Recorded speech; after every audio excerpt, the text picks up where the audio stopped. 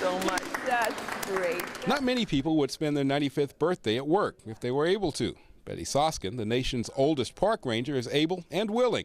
Hers is a labor of love.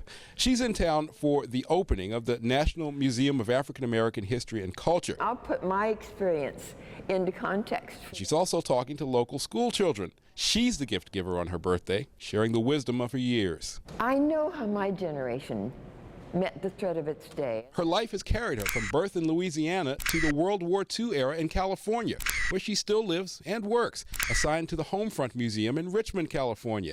She didn't become a park ranger until she was 85, and she was uniquely suited to provide perspective on what was happening on the home front.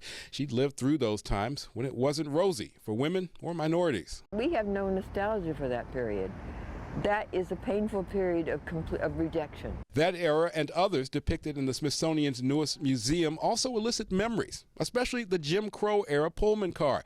She remembers traveling as a young child with a younger cousin from California to Louisiana. When we got to El Paso, Texas, we would have to go into the Jim Crow car. Ironically, that experience wasn't what she'd feared.